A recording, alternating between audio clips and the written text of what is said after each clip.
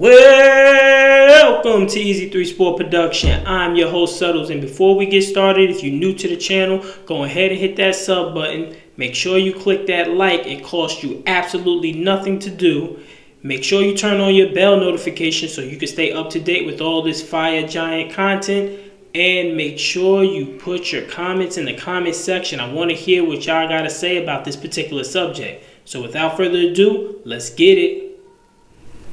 Welcome back. Now today we will be talking about everyone's favorite quarterback, Daniel Jones. You know he has to be the top of the subject. I mean, we've gone through the schedule release.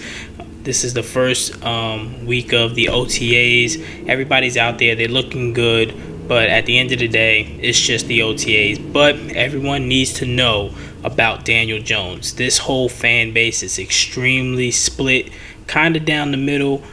People just hate on him. Some people love him. Some people think he's the guy. Most people don't.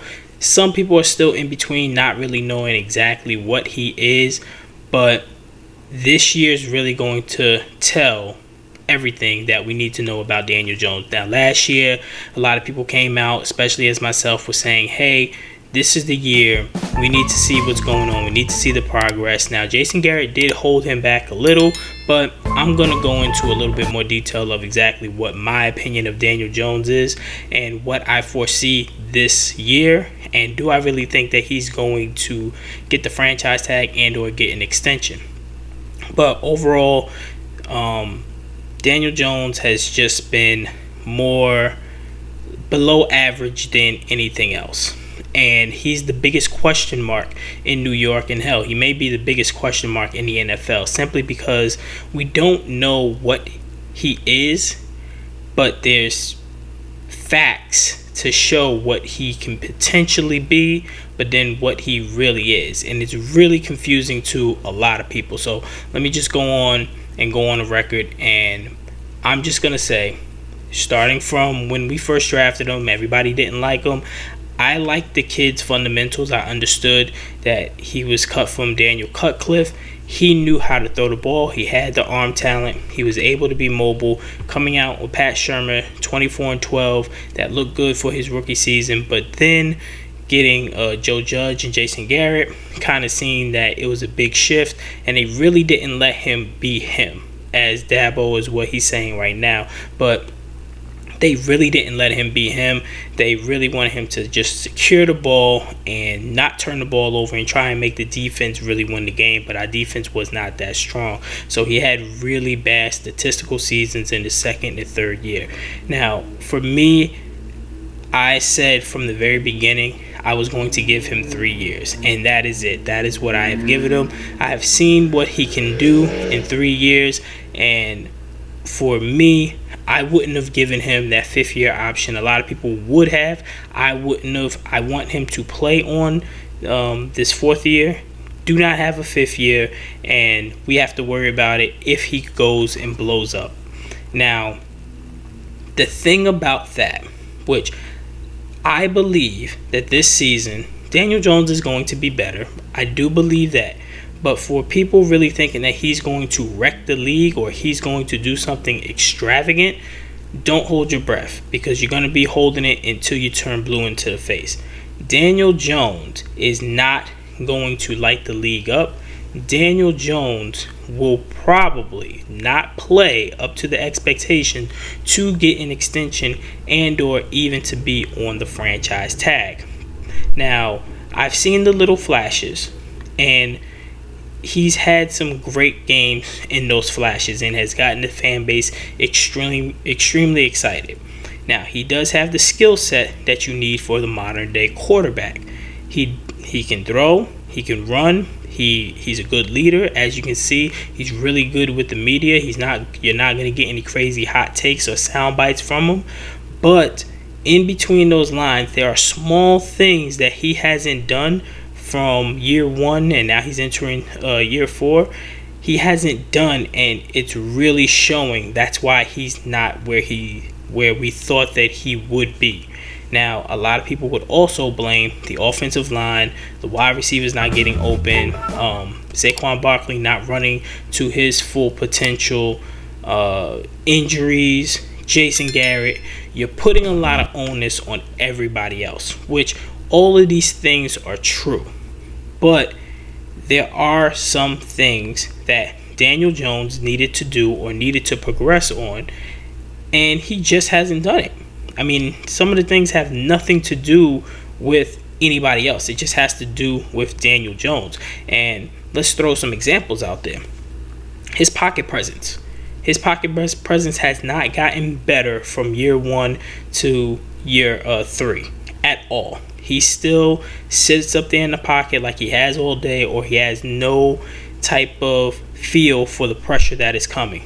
Pocket mobility, still absolutely nothing. Now, he is mobile. Mobile and pocket mobility are two different things. He is mobile to the point that if you call a running play, as you've seen, he can definitely take it damn near to the house, as we've seen with the Eagles game. He is a fast guy, but he's a straight line runner. He's not going to break nobody's ankles. He's not going to make any plays or make anybody look crazy. If you're calling as in like a bootleg or something of that nature where it's designed for him to run, he's going to flourish at that. Now, making his own plays, he can scramble out of the pocket, but he's only going to run in a straight line. He's not doing it to make a play. Now, pocket mobility is him working within the pocket, seeing how his offensive line is breaking down, buying that time, buying that space, and making plays with his arm. And that is something that he has not done. And for anybody, if you want to challenge that, show me 5 plays. 5 plays. He's been in the league for 3 years. Show me 5 plays where, if let's just say the right tackle breaks down, he steps up into the pocket, rolls to the right, and makes a play with his arm. You're probably not going to find that. You probably won't even find 3 of them. But I'll challenge it and just say, find 5 plays. You should be able to find 5 plays if he had any type of pocket mobility. Now, he's probably done that, stepped up in the pocket, but he's taken off with the ball. I want to see him make plays with his arm. That's what he is. He's a quarterback. He needs to look downfield. He's not that playmaker. He's not the guy who's going to put the team on his back and say, hey, I'm going to bring you to victory. You need to jump on my back. I got this. Now, he does it in flashes. He does it in games. We seen in the Saints game, he took over that game. We seen in his very first game with the Bucks, he did that. You seen him with Washington in his first year. He's done that. He does it in flashes, but it's not a consistent thing. He's not a guy who's going to make the talent better around him. He's a guy that needs the talent to be good enough so that he can keep them at status quo. And the problem is the way that this team is built, it's not built for the type of quarterback that he is. Dave Gettleman really didn't do a good job at all at piecing things together for Daniel Jones, because Daniel Jones likes to get the ball out of his hands. Daniel Jones likes to wait until he sees the guy open. He also does not throw guys open. He does in spurts, but it's not a consistent thing. But he likes to see when the guys are open. When you need to have guys that's open are guys who runs good route patterns. We do not have guys that run good route patterns. Sterling Shepard is our best route runner, and if we was to rank him in the league, he's probably 20, like in the 20s, 30s, or 40s of wide receivers who can run good, crisp routes. And that's the best route runner on our team.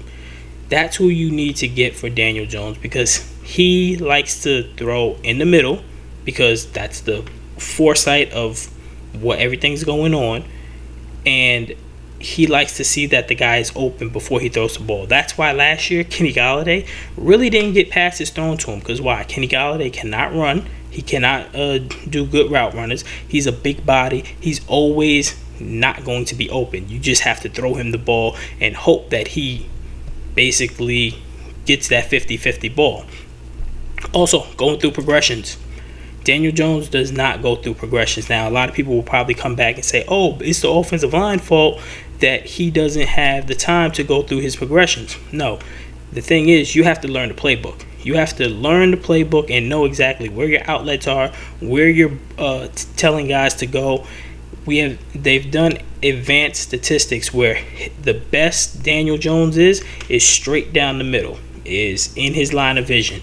That is good and that's bad. What that means is that you have to come across his pattern so that you can get the ball. Anything on the outside, he cannot look at option 1, 2, 3, 4 and maybe go back to 2. He cannot do that. He goes to 1, 2, 3, he maybe glance at 4, and then he's right back over on this side. He's not going through everything, because we've seen multiple times maybe that third or fourth option is running straight down all by himself and he never turned his head. He never even threw the ball.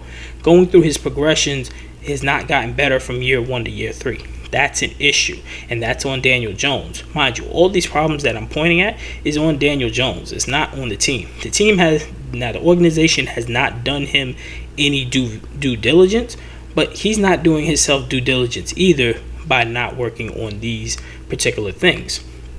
Also, calling out the defenses, reading and knowing what the defense is trying to do to you. He is very vocal when it comes to coming up there onto the line. He is putting everybody in the place that he needs to get to. But if you realize, every single time the play clock is always down to 2, 1, maybe even times it goes to 0 and then he snaps the ball. What does that mean? That means that he is not reading everything at a fast pace. He's not processing information fast enough for everything to move smoothly. He's processing information very, very slow. That's why he's still calling out blocking schemes, still telling wide receivers where to go when the clock is down to 2, 1. If you look at the top quarterbacks in the NFL, just look at them and see where they get the snap off in the play clock. You'll see it'll be around 5, it'll be around 6. You look at Aaron Rodgers, it's around like 8.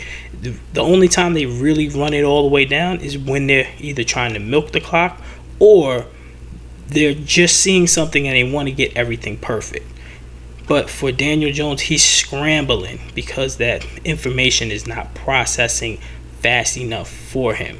Now, for those little things that's going out there onto the field, they make a big difference later on, and they make a big difference coming down the stretch. And this is why he hasn't had that breakout year or the best statistical seasons, because the small things matter. And he has not progressed on those small things. I don't know who you want to blame, but a lot of that blame on all the things that I just named has to go with Daniel Jones. Now, for the people that think that he's going to blow up, for the people that think that, next year we're going to be in a bind because he's going to play so good, then we're going to have to franchise tag him for $32 million, and we could have had him on the 5th-year option for about like 25, 27, or whatever the case may be. No, I'm betting against that, and let me tell you why. All of the things that I just told you has not been done throughout 3 years of his career. It's not going to happen all in 1 year, even if you have a better head coach. Secondly, he has not played a full season at all. Not his rookie year, sophomore, third year. He has not played a full season. He has always gotten injured. To be able to get this extension, to be able to play on that franchise tag, he's going to have to play all 17 games. And I don't think that he's going to be able to do that.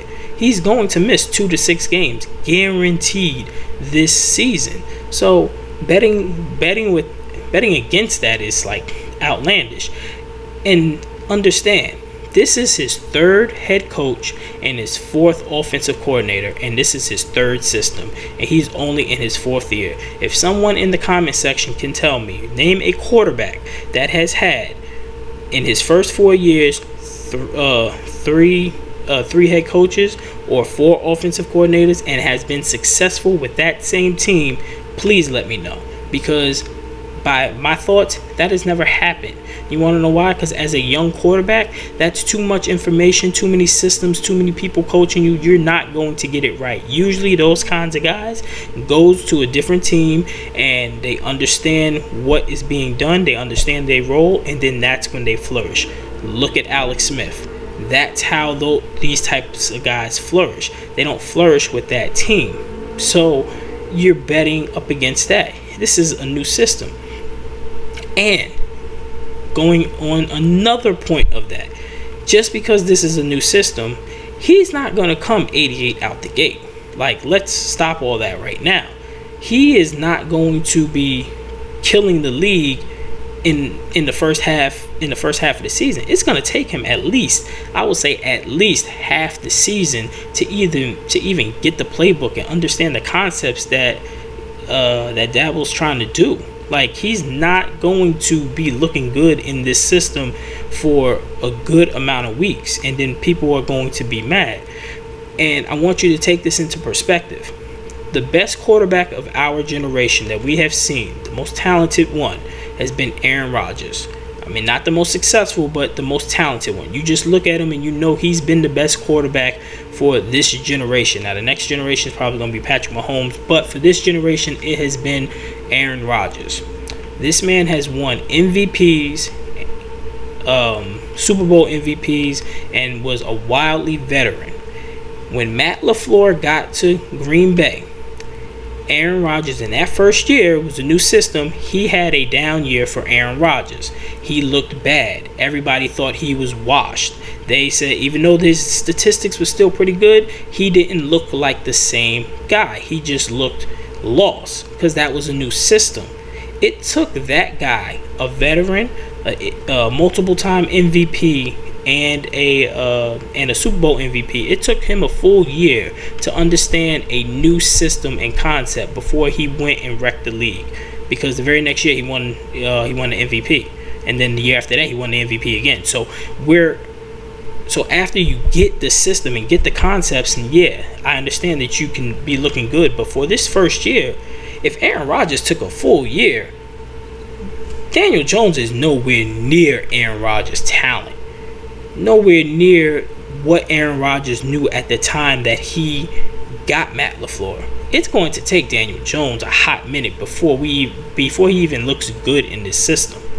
So you gotta be like, it's so many factors that's working against him. And one other thing too is the consistency part. I think I already said this, but it's just the consistency for Daniel Jones. Like, he flashes and he looks really good, but can someone maybe in the comment section give me 4 straight games, just 4 games straight consistently where he's played very good? If you can give me that, then maybe I can change my opinion when it comes to that particular part. But the consistency for Daniel Jones, it hasn't been there. When have we looked at it in 4 straight games? So basically a month. When have we looked at Daniel Jones as a quarterback for a month and said, hey, this guy has been playing good. The defense been messing up. Everything around him is like a wildfire. But he's been playing consistently. He's been playing really good.